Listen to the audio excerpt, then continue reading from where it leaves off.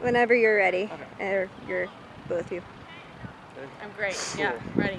All right. So then, what does it mean to you to be the #1 javelin thrower in the country? I mean, to be completely honest with you, I was shocked when I found out the news. I didn't know at all what happened, and then someone on the track team posted on the Facebook like, "Hey, Sabrina, check this article out." And I was like, "Oh, awesome!"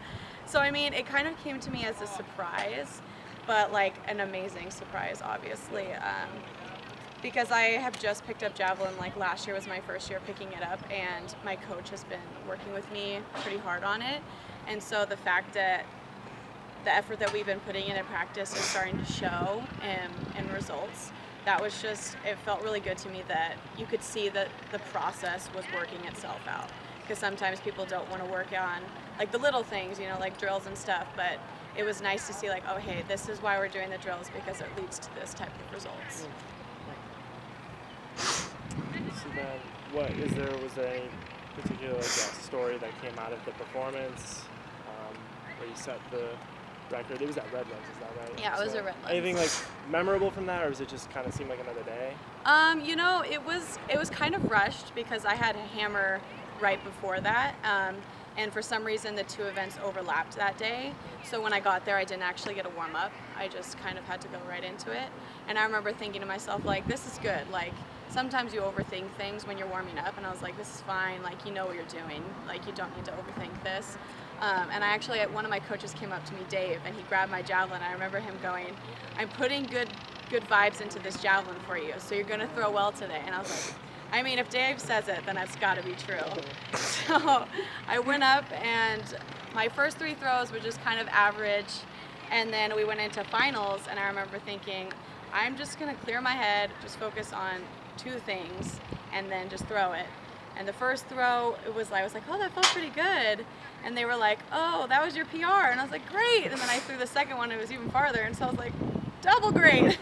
So yeah, it was just a really relaxed day. I think the reason it made that day so great was because I wasn't stressed about the little things, and I could just focus on what I know how to do and throw it.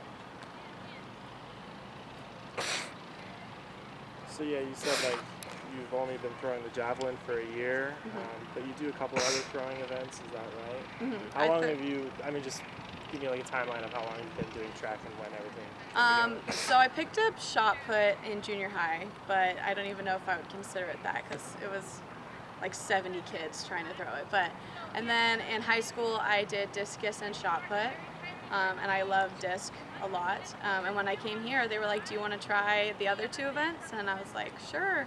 And so I picked up hammer and javelin last year, and my parents loved it because both of my parents were throwers in college, and they met through throwing, so they were stoked to hear about that. That's really cool. But yeah.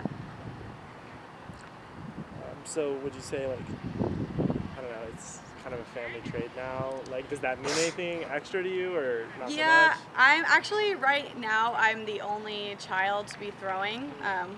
I have 3 other siblings, and one of them actually decided this year she's going to try it. But before that, it was just me. So I didn't really have that much pressure. I just wanted to, like, my parents did it, so, like, why not try it? And then my dad has been coaching me since high school. And so it was always just like a thing me and him shared. So when I came here and I started picking it up, I was like, my dad taught me some things. I can try this out here. So it feels kind of like a tradition almost at this point. Yeah. So what would you say, you've hit this point, what are your goals for the rest of the season moving forward? As of right now, I really want to hit 42 meters, because right now I'm at 41 point something. Because if you hit 42, it's almost guaranteed you're going to nationals. So I want to have that point where it's like for sure. So that's my first goal. And then my long-term goal is me and this girl have been kind of competing back and forth for first place. So as of right now, I'm trying to see if I can get the edge on her for SkyX. Cool.